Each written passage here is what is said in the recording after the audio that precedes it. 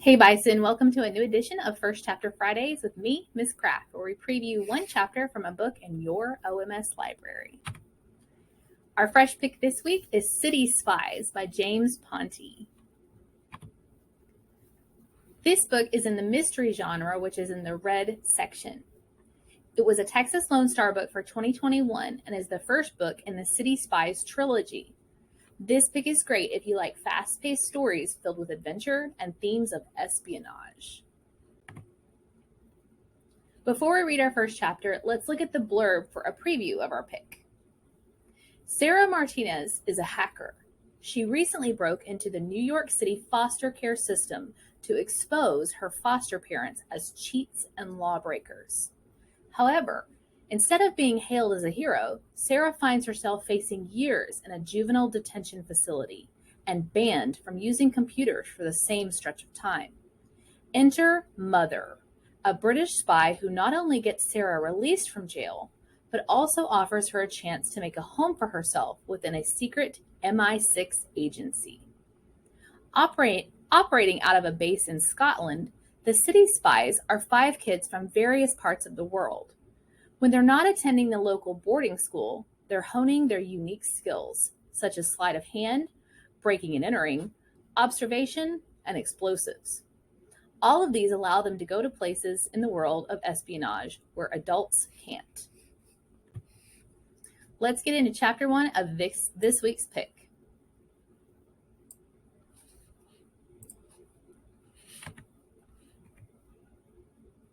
Chapter 1. A Man Called Mother.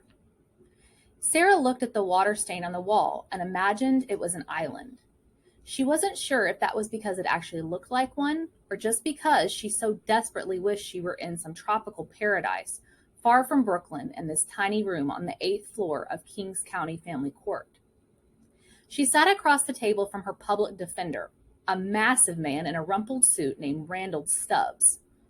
His bulky frame hunched over as he scanned her file. "This doesn't look good," he muttered, because stating the obvious was apparently something they taught in law school. "You're lucky they have made such a generous offer." "They have?" Sarah asked, surprised. "What is it?" He looked up from the file and said, "You plead guilty to all charges and get 30 months in juvenile detention." 2.5 years in juvie didn't sound generous to Sarah, but it probably wasn't much worse than her last few foster homes. She was tough for a 12-year-old. She could handle it. "And of course," he added, "you won't be allowed near a computer." This, however, was unacceptable. "For how long?" "For the duration of your sentence. Maybe longer as a condition of your release. That'll be up to the judge." "But all I did was—" "What?" he interrupted. "Hack into the computer network for the entire juvenile justice system of New York City? Is that what you were going to say? Because that's not what I would call an all I did situation." "I know, but I was only trying to—" "It doesn't matter what you were trying to do," he said. "All that matters is what you did. You're lucky you're 12. If you were 13, they'd probably bump you up to the higher court to make an example out of you." The weight of this hit her hard, and for the first time, she regretted her actions. Not because they were against the law. Legal or not, she had no doubt that she had done the right thing. But she'd never considered that she could be banished from one corner of the world that made sense to her. The only time Sarah felt at home was when she was sitting at a computer keyboard. "I'll never hack again," she said. "I promise." "Oh, you promise?" he asked sarcastically. "Maybe you can cross your heart and hope to die once we get in court. I'm sure that'll fix everything." Sarah struggled when it came to controlling her temper, a diagnosis confirmed by multiple counselors and at least 2 school psychologists. Still, she tried to keep cool as she looked at the man who was supposed to be helping her. She couldn't risk angering him because he was her only hope for a positive outcome. So she took a deep breath and counted to 10, a tip from one of those counselors whose name she'd long since forgotten. "If I can't use a computer," she said, barely masking her desperation, "then I can't do the one thing I'm good at, the thing that makes me special." "Yeah, well, you should have thought of that before you—" She probably would have lost her temper right then if the door hadn't suddenly flown open and into the room stepped a man who was in every way the opposite of her attorney. He was tall and thin with a thatch of unruly black hair. His suit was impeccable. His tie matched his pocket square, and he spoke with a British accent. "Sorry to interrupt," he said politely, "but I believe you're in my seat." "You've got the wrong room," grumbled Stubbs. "Now, if you don't mind, I'm having a conference with my client." "Except, according to the substitution of counsel form, she's my client," the other man replied as he showed Stubbs a piece of paper. This brought an instant smile to Sarah's face. Stubbs eyed the man. "That doesn't make any sense. She can't afford a fancy lawyer like you. She doesn't have any money." "Of course she doesn't have any money. She's 12. 12-year-olds don't have money. They have bicycles and rucksacks. This one, however, also happens to have an attorney. This paper says I've been retained to represent Miss Sarah Maria Martinez." He turned to her and smiled. "Is that you?" "Yes, sir." "Brilliant. That means I'm in the right place." "Who retained you?" asked the public defender. "An interested party," said the man. "Beyond that, it's not your concern. So if you'll please leave, Sarah and I have much to talk about. We're due before a judge shortly." Stubbs mumbled to himself as he shoveled papers into his briefcase. "I'm going to check this out." "There's a lovely lady named Valerie who can help you," said the British man. "She's with the clerk of the court on the 7th floor. "I know where she is," Stubbs snapped as he squeezed past the man into the hallway. He started to say something else, but instead just made a frustrated noise and stormed off.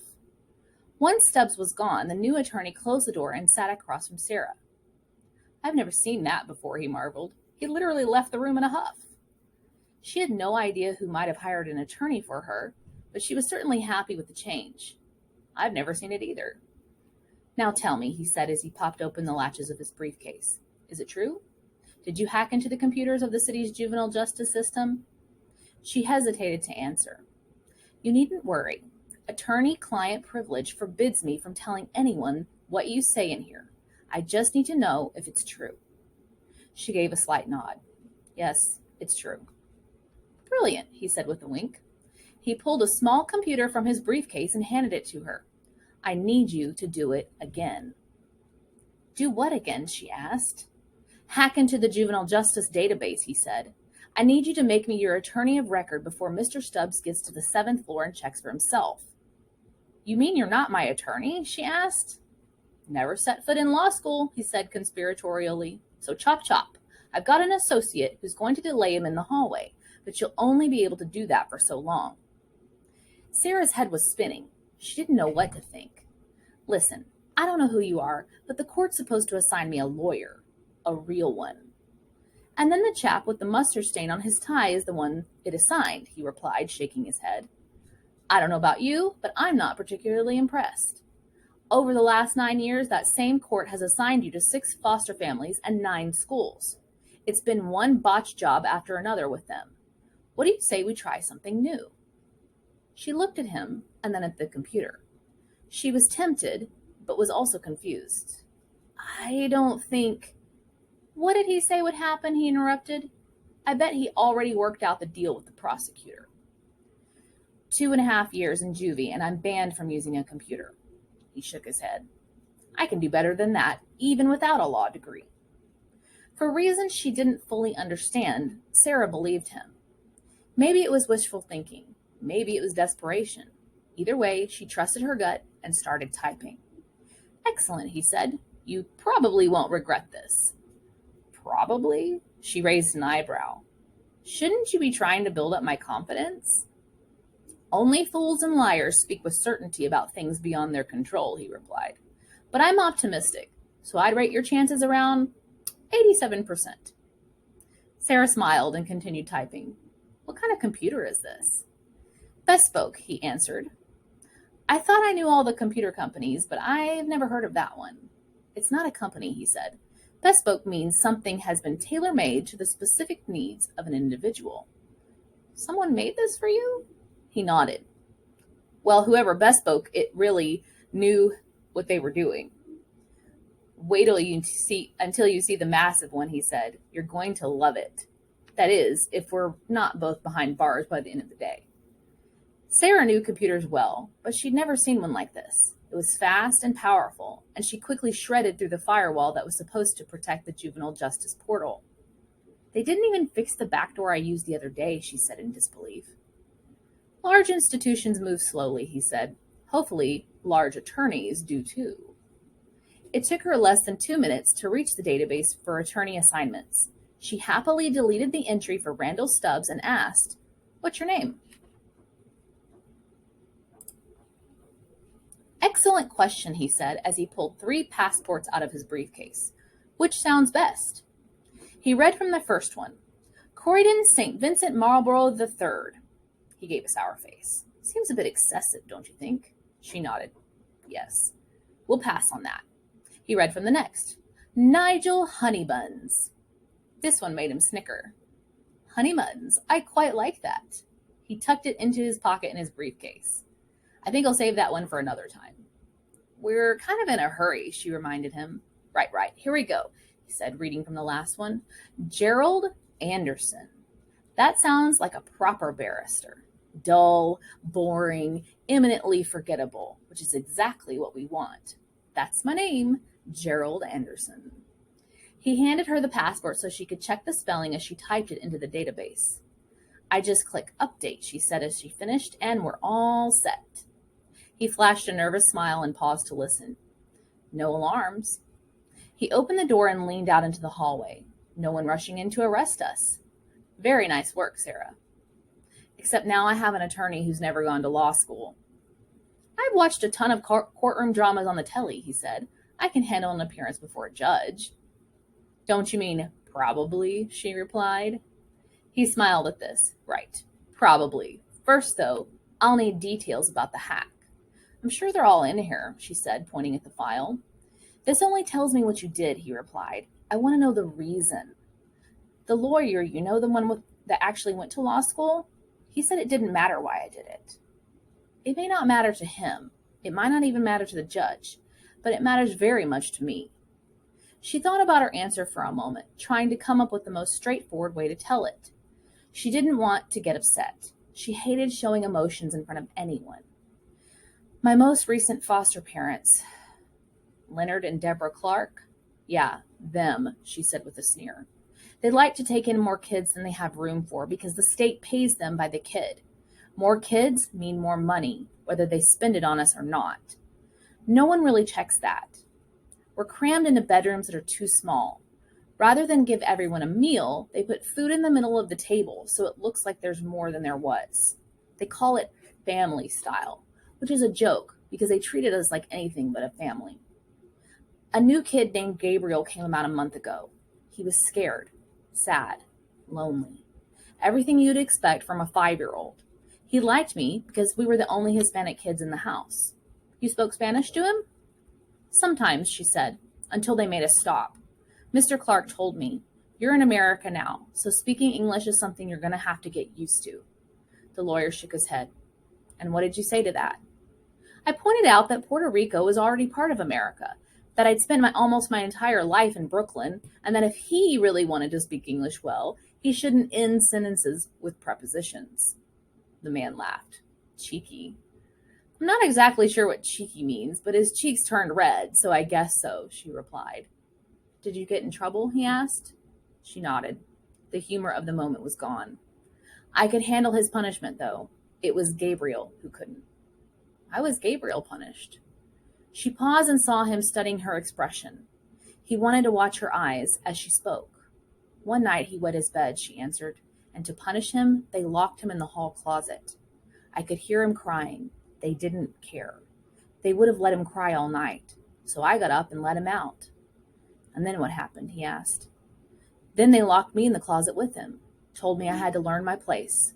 So I picked the lock from the inside and let us both out." She was on the verge of tears, so she stopped for a moment. "And then," he prodded. "They locked us outside on the roof. They left us there all night. It was cold. It was terrifying. The next morning, I went to school, got a pass to the computer lab, and started working. First, I hacked the juvenile justice database to see how many kids had been sent to the Clarks. Then, I hacked their bank accounts to show how much money they were taking in and where they were actually spending it."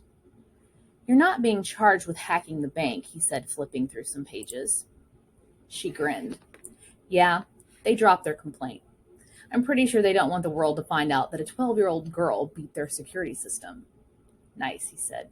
I may be able to use that later. What'd you do with this information once you'd gotten it?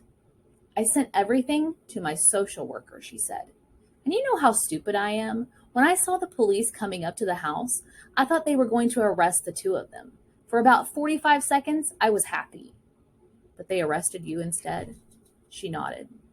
The Clarks even had the other kids line up on the porch so they could see me being let out of the house in handcuffs. She closed her eyes tight, determined not to let a single tear fall. They said, "This is what happens to criminals." He'd actually heard the story the night before, through a listening device, but he liked hearing stories twice. He wanted to see if they changed. That was always a good indicator of how truthful they were. Besides, seeing her face as she recalled it told him everything he needed to know. That's a good reason, he said. I can work with that.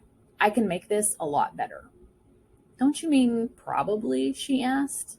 He smiled warmly. No, I'm certain I can.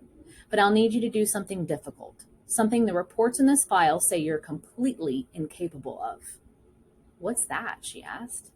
I need you to trust me, he said. No matter what I say or do, I need you to trust me.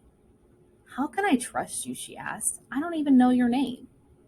Sure you do. It's Nigel Honeybuns. It's Gerald Anderson. Sometimes it's even Croydon St. Vincent Marlborough III. It all depends on the situation, he said with a shrug. But my friends and colleagues, and I do hope that's a group you'll soon consider yourself to be a part of, they all call me Mother. For the first time since she'd been arrested, Sarah laughed. Mother? That's an unusual name for a man. True, he said, smiling at her, but I'm an unusual man, wouldn't you say? And that's the end of chapter 1. If you're interested in reading this book, there are 2 ways to get your hands on a copy. You can always stop by the library and sign up on the First Chapter Fridays clipboard on the checkout desk, or you can check out our available digital copies in the Destiny Discover ebooks. There's a link to Destiny Discover ebooks on your OMS Library Resources Canvas page. I hope you enjoyed this edition of First Chapter Fridays Bison. I'll see you next week for a fresh pick from your OMS library.